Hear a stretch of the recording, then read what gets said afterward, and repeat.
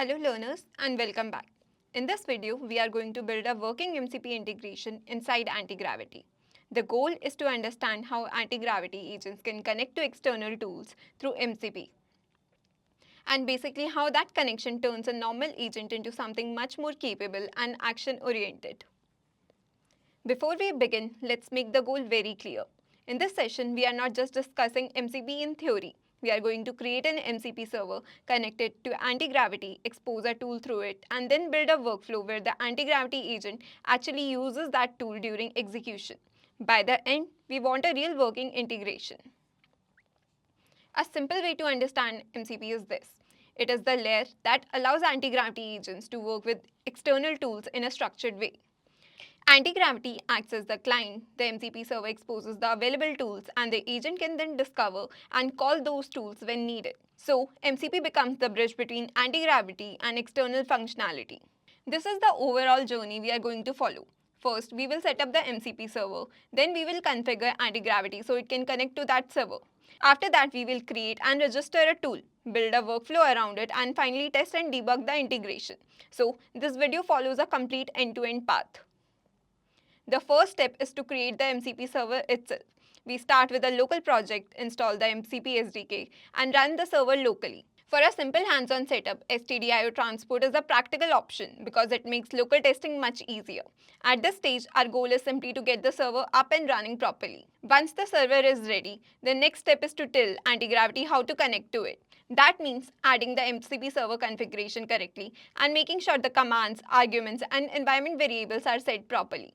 Then we define the tool clearly, including its name, description, and input schema, so the Antigravity agent can discover and understand when to use it. Now, we move from setup into actual behavior. We create a tool endpoint that the Antigravity agent can call, define what inputs it accepts, and return a structured JSON response. Then we build the workflow around that tool by guiding the agent through prompting and instruction, so it knows when tool usage is appropriate and how to handle the result. Testing here is not only about seeing a final answer. We want to confirm that the Antigravity agent is actually calling the MCP tool and using the returned data correctly. That means testing the normal case, trying a few edge cases, and checking whether the response is grounded in the tool result rather than just guessed by the model. When something does not work, the best approach is debug the integration layer by layer. First, check whether the server is running correctly. Then, confirm whether the tool behaves as expected. After that, verify whether Antigravity is discovering the tool properly, and finally confirm whether the agent is using it in the workflow. This step-by-step approach makes debugging much easier and more reliable. So now we have gone through the approach, let's get into the hands-on part. So the first step would be to create the project folder. We begin, and it will contain our MCP server code, which acts as the bridge between the agent and external tool. So for that, I have used this statement, mk directory, which uses the project name. Then I go to that directory in order to start the build. So the next command I write is npm init -y. So basically this command initializes a Node.js project and creates a package.json file to manage dependencies and configuration. So let's look at that JSON file. Over here we can see it has given a name to the project with the version number and what will be the main file, that is index.js. Over here we can see that it has mentioned the dependencies as well. These are the particular libraries that we will be installing. You can see the next command that I give in the terminal. Using the above command, we basically installed MCP SDK to build the server, Zod for input schema validation, and Axios for external API calls.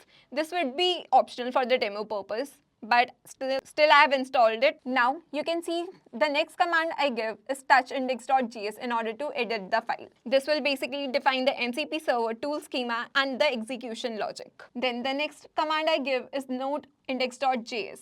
So basically we initialize the MCP server with the name and the version. This defines the identity of the server. We define a schema using Zod to ensure structured input. In this case, the tool expects a city name. For the tool registration, we use the getWeather tool. The description is important because the agent uses it to decide when to call the model. So for the tool execution, when the tool is called, the input is received from the agent or basically the UI. The server then processes it. A structured JSON response is returned. A fallback is added so the tool works even if input is missing. Now, we then make use of the node index.js. This basically starts the MCP server. If there are no errors, the server is running and waiting for the requests. Now the next command is this one. This command basically launches the MCP Inspector UI along with the server. NPX runs the inspector without installing it globally. The inspector allows us to test MCP tools interactively. Now, let's look at the local host, or basically the browser that it has opened, to check how the UI looks. This is the UI of the MCP Inspector. In the top section, you could see the transport type, the commands, arguments, and the status. So, you can disconnect the server, or basically, in my case, I have connected it to start the weather server. This confirms that the inspector is connected to our MCP server. The server is running locally using the stdio transport. In the top menu, you can see many options like resources, prompts, tools, tasks. These represent different MCP capabilities. For this demo purpose, we focus on the Tools tab. First, you can go to the Tools tab and you can click on the List Tools tab. It will show us all the tools that are available on our server. In our case, it's the Get Weather one, which basically shows the real-time weather for a given city. This confirms that the MCP server has successfully registered the tool. The tool is discoverable by the agent. Now, once you click on the Get Weather tool, you'll have the option to run the tool. Once you run the tool, you'll see the city name that we have given in our code, and it returns the temperature and the condition. There is no visible input field in the UI version. The tool still executes because of the fallback logic in the server. Even though request shows argument, the server internally handles missing input and defaults to Delhi. We can see the result of the tool. When we ran the tool, it resulted into success. This shows the MCP server received the request, processed it, and returned structured JSON output. This is exactly the format the agent will use later. So, in the history pad, you can see how it has processed one request at a time. First, it initialized the server. This demonstrates the full MCP flow. Inspector sends a request, MCP server executes the tool, response is returned as a structured JSON. So let's look at that. Initialize method with the server name, weather server, and the version name as well. It took the city name Delhi as the input and returned the temperature and the condition as the output in JSON structured format. MCP works as a structured communication layer. Tools are discovered using the tools/list. Tools are executed using tools/call. Input is passed as structured JSON. Output is returned as structured JSON. At this stage, MCP server is running. Tool is registered and visible. The tool executes successfully. This confirms that the MCP layer is working correctly. This demonstrates how an agent can move beyond text generation and interact with external tools using MCP.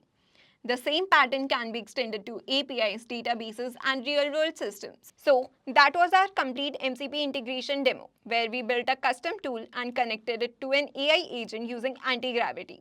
The key takeaway here is that the MCP allows agents to move beyond just generating text and actually interact with external systems in a structured and reliable way. Instead of guessing answers, the agent can call tools, fetch real data, and respond more accurately. We also saw how Antigravity simplifies this entire workflow by bringing together tool integration, agent configuration, and testing into a single environment. From defining a tool, validating it through the inspector, to finally invoking it through an agent, everything becomes much more streamlined. This same approach can be extended to a wide range of use cases, whether it is calling APIs, querying databases, or integrating internal business systems. In the next video, we will build on this foundation and explore more advanced agent workflows and integrations using Antigravity. Thank you for watching.